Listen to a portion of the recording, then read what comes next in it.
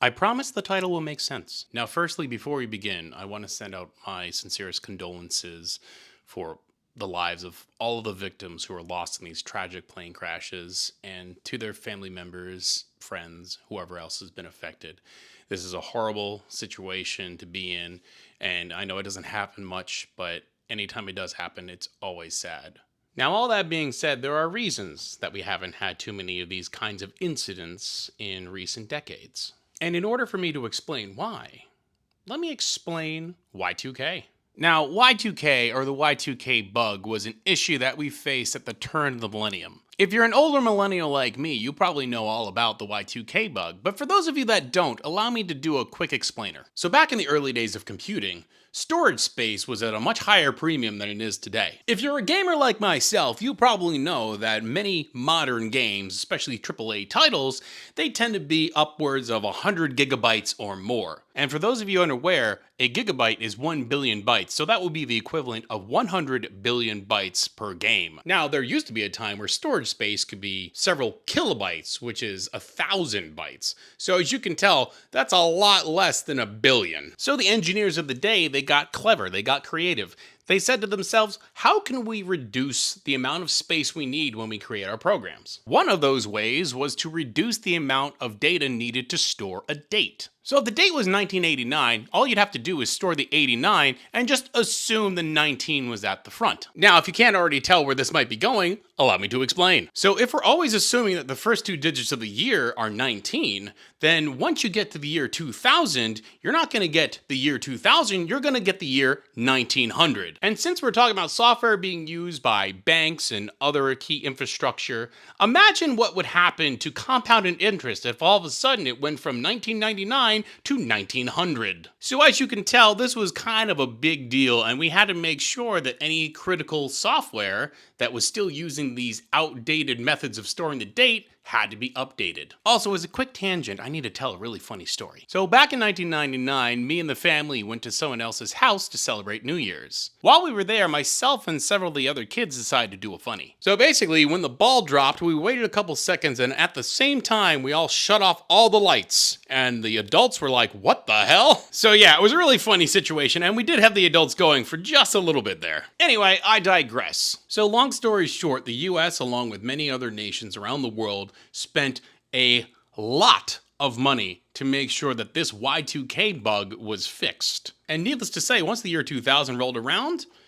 nothing really major happened. So then that might beg the question, was spending all this money even necessary if in the end nothing happened? Because when you think about it, when you invest a lot of time and money for something not to happen and it doesn't happen, you might start wondering, was it ever going to happen at all? So you can see we get into a bit of a paradox, and that's really the paradox of prevention. I'll be honest, I don't know if that's an actual term or not, but that's what we're going with, the paradox of prevention. So basically, if we do all this stuff and nothing happens, was it even necessary in the first place? And with that being said, allow me to pivot now to vaccines. So years ago, SciShow did a great video talking about the science of anti-vaccination and why it's taken off so much in recent memory. The main takeaway in all that is the reason that anti-vaccine sentiment has been increasing is because vaccines work. And if we go back to my previous example of Y2K, we can see that putting money into preventative measures that cause basically nothing to happen, it can seem like there's no reason to put any of that investment money or time in it at all. The main difference here is the fact that the Y2K bug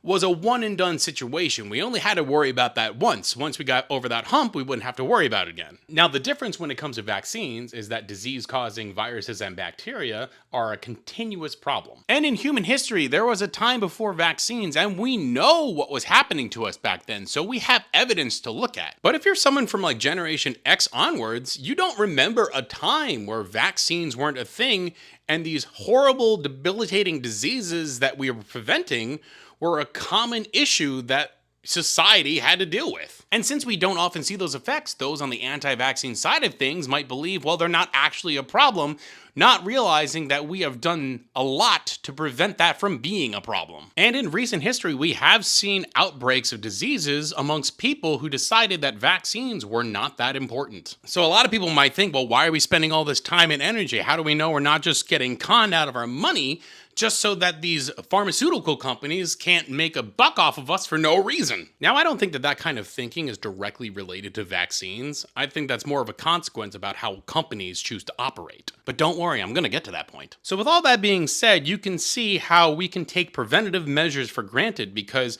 when nothing happens, we have nothing to point to say, oh, that's why we're doing that. And that brings me to the recent plane crashes that we've seen here in the US. I truly believe that these were completely preventable situations, especially when it comes to the incident over DC. Now, of course, there's going to be situations where you're going to take every precautionary measure you know how, but there might be some situation you hadn't seen before, or sometimes things are just unavoidable. But the point here is prevention. We're trying to be proactive because we don't want to be reactive to a situation. While we might save money and time in choosing not to be proactive, the amount of money and time wasted in being reactive tends to dwarf that which we would spend on being proactive. Not to mention the cost of human life. And that to me is the cost most often overlooked in all this, is the cost of human life and well-being. I think one of the easiest examples I can point to is the US healthcare system. Most of our healthcare system is in being reactive rather than proactive, which further balloons our medical costs. And of course, with higher medical costs, people are going to go to the doctors even less, making the system even more reactive, just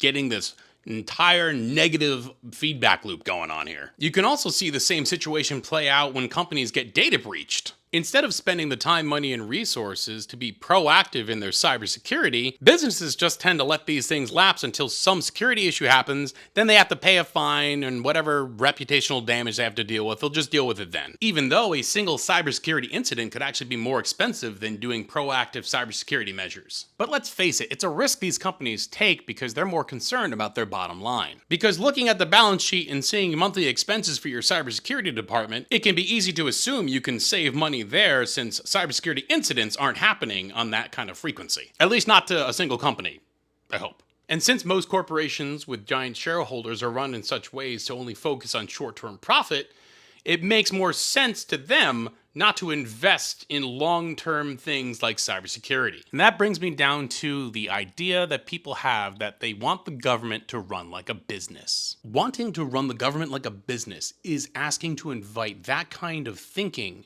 into your governing body. And lo and behold, with the current administration, that's kind of what we're seeing. There is a lot of work being done right now to try to prune down the workforce of federal agencies, including but not limited to oversight committees that are literally put in place as preventative measures for public safety. And that's how this current executive administration wants to run the government. When the government is a business. Incidences like the train derailment in East Palestine from a couple years ago and these plane crashes will only get worse if we reduce the amount of oversight that these agencies have. They are literally put there to keep people safe. And when the government is run like a business, we are no longer we the people, it is we the customers. And when the government is a business, it is by default a monopoly. And tell me, do you trust a monopoly to do what is right by their customers or by their shareholders? I don't know about you all, but I don't want to be some expense line item on a balance sheet.